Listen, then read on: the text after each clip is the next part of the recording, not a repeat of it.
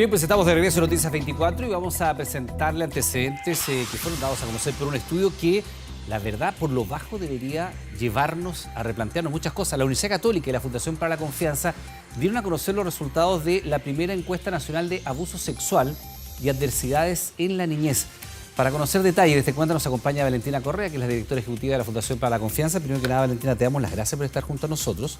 Gracias a ustedes por invitarnos. Y te voy a partir preguntando por los datos, porque yo decía que por lo bajo esto tiene que llevar a una discusión muy grande, porque 1 de cada 5 personas de las que ustedes encuestaron dice haber sufrido abuso sexual en la infancia.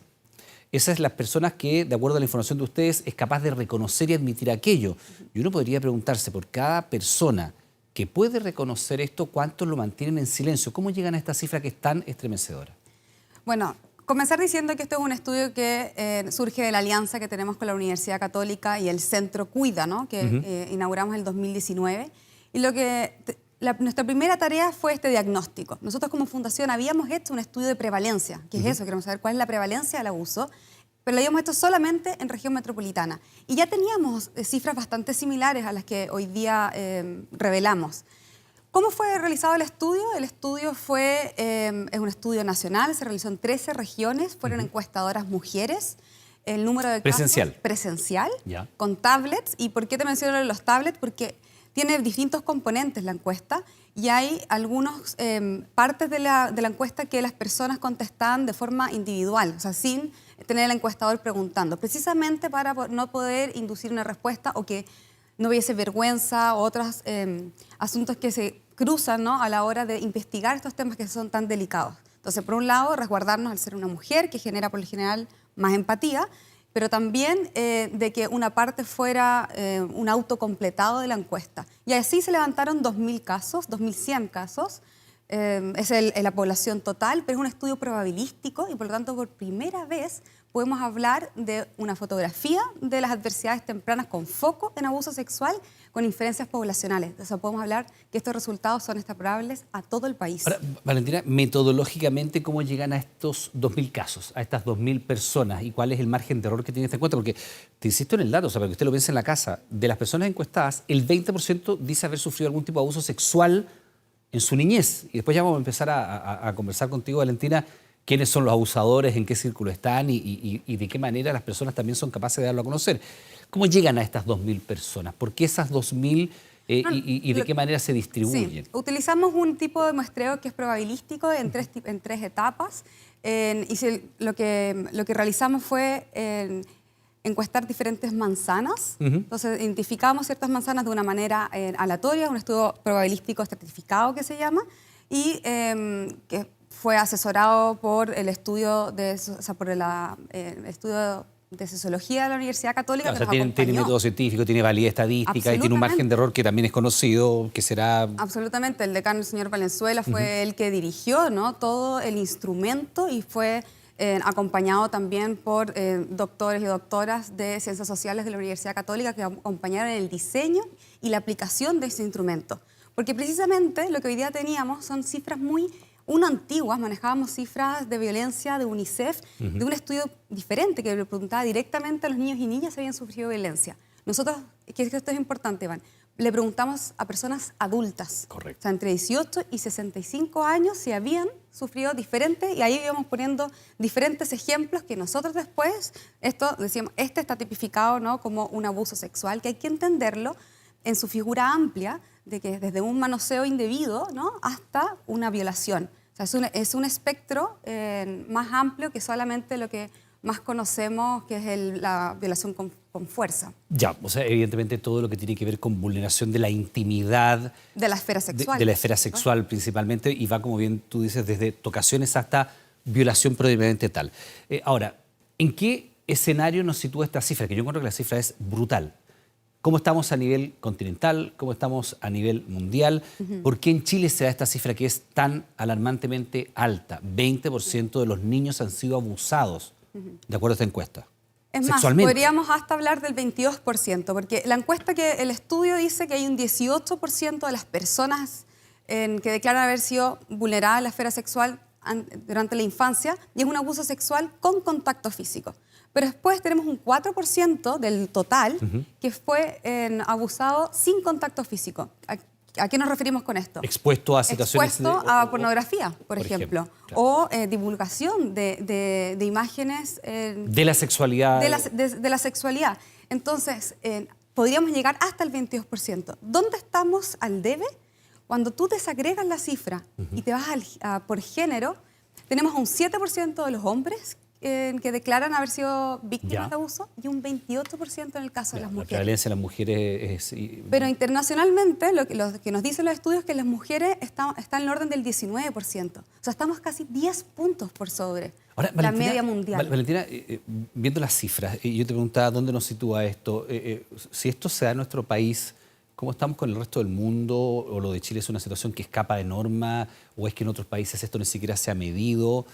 Porque llegamos naturalmente a entender que si la cifra corresponde a la realidad y no tenemos por qué poner en duda, tú ya nos explicaste el método científico que hay detrás de aquella, quiere decir que esto es una verdadera pandemia, es una verdadera epidemia, porque tenemos adultos abusando sistemática y sostenidamente de niños. 1 de cada 5 niños está a lo mejor en estos momentos siendo abusado sexualmente, desde, como tú dices, tocaciones hasta violación propiamente tal. Exactamente. ¿Cómo nos sitúa en el contexto internacional? ¿Qué tan tremendo es esto a nivel internacional o es que en otros países esto ni siquiera se estudia ni se mide? A nivel latinoamericano, este es un estudio inédito, por lo tanto es injusto compararse con la región, pero nosotros en nuestro quehacer sabemos que las cifras de Ecuador, por ejemplo, son más alarmantes que las que tenemos. ¿Dónde estamos al debe con países que sí nos podemos comparar, como en Europa o Estados Unidos? Es precisamente en la vulneración de la esfera sexual en mujeres. Y lo que decías tú sobre el entorno familiar es muy importante, porque en este estudio determinamos que el 77% de los abusos fueron cometidos por un conocido. 44... No necesariamente familia, sino que... Conocido. Puede ser familiar. Ahí cercano. En el estudio que está en nuestra página web, www.paralaconfianza.org, está desagregado por familiar con parentesco sanguíneo y que puede ser el otro porcentaje, un profesor, etc. Pero 77% de un conocido. Entonces, cambia también el paradigma de esto que probablemente a ti también lo enseñaste a tus hijos o a ti te enseñaron de cuidarse del extraño. Y acá lo que nosotros ponemos el énfasis que esto ocurre en el entorno familiar, y cuando ocurre en el entorno familiar, no solamente ocurre el abuso sexual como una adversidad, porque este es un estudio de adversidad hacia la niñez, no solamente abuso sexual. O sea, cuando tú encuentras abuso sexual, tienes mayores probabilidades de encontrar otras adversidades. Por ejemplo, violencia física, por ejemplo, convivencia con abuso problemático de drogas. Por eso es tan relevante abordar el tema del abuso sexual, porque te encuentras con otras adversidades. Ahora, Valentina, solo para conocer la gravedad de lo que tú nos dices, de este 20% de niños que ha sido abusado en su infancia y que hoy día a lo mejor como adultos son capaces de reconocerlo, bueno, ¿cuánto corresponde a tocaciones? ¿Cuánto corresponde a violaciones propiamente tal? ¿De qué magnitud es la gravedad de este tipo de abusos?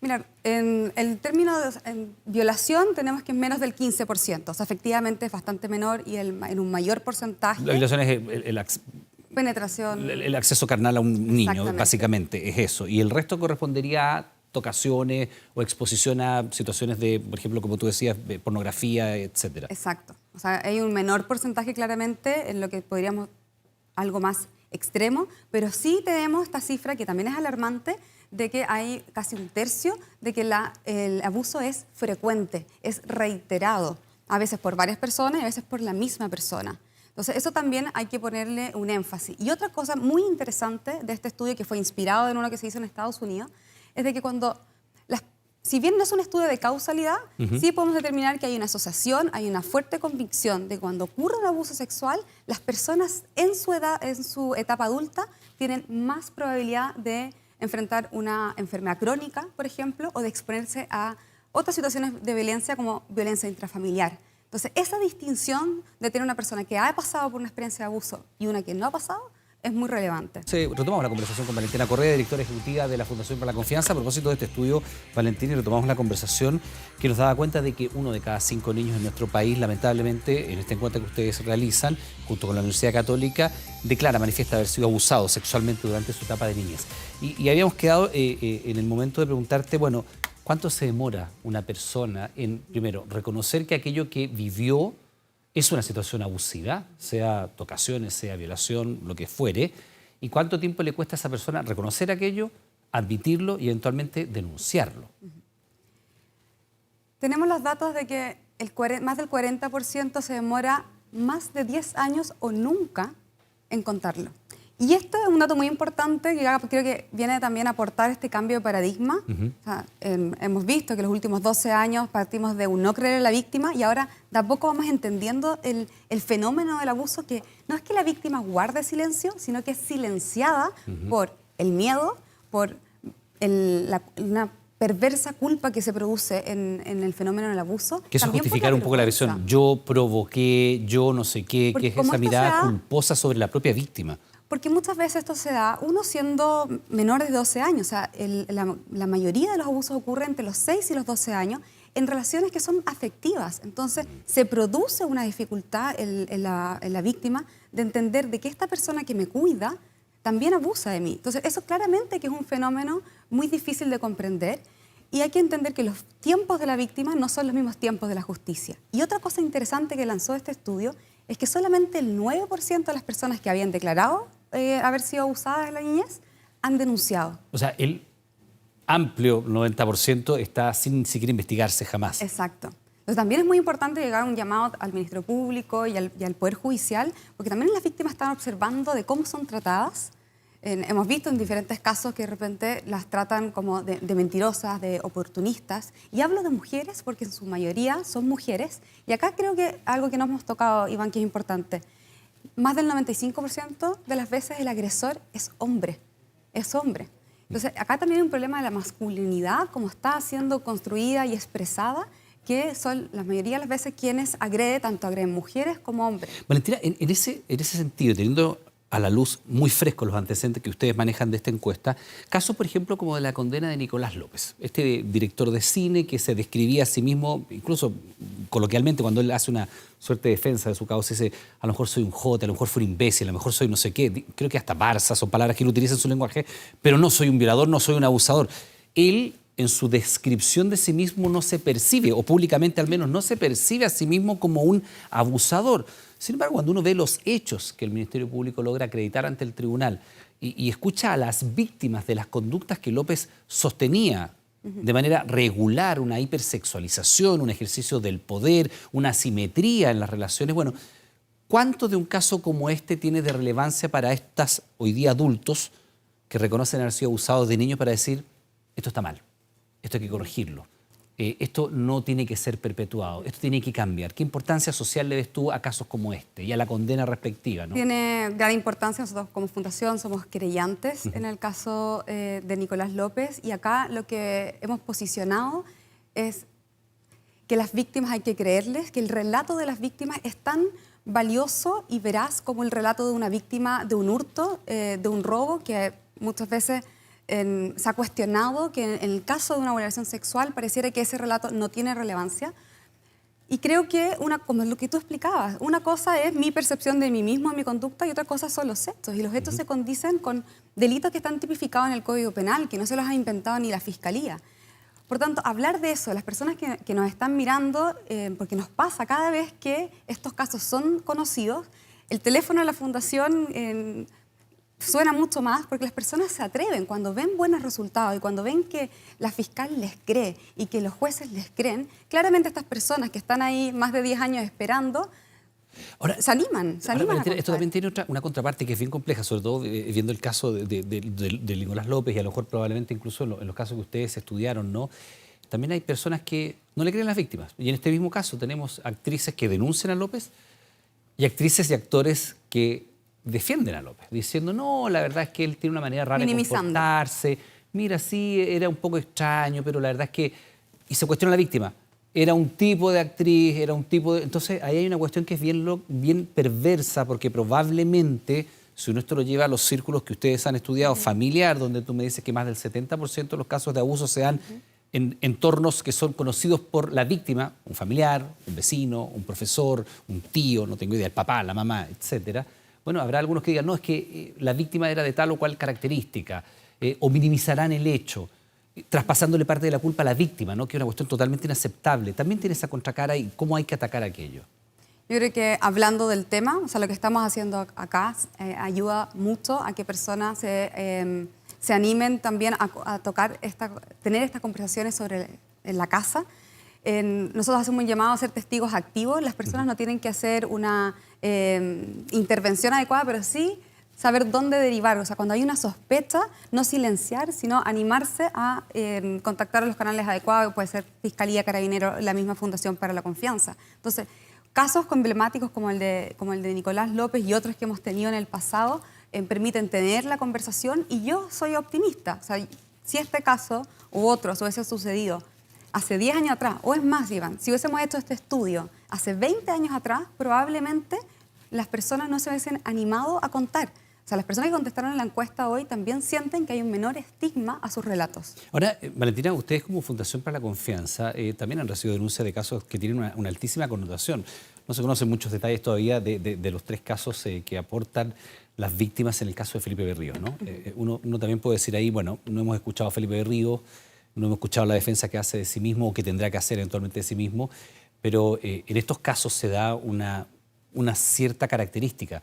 Las personas que denuncian son mujeres y las 3 personas que denuncian afirman que los hechos que tienen connotación sexual habrían ocurrido siendo ellas menores de edad.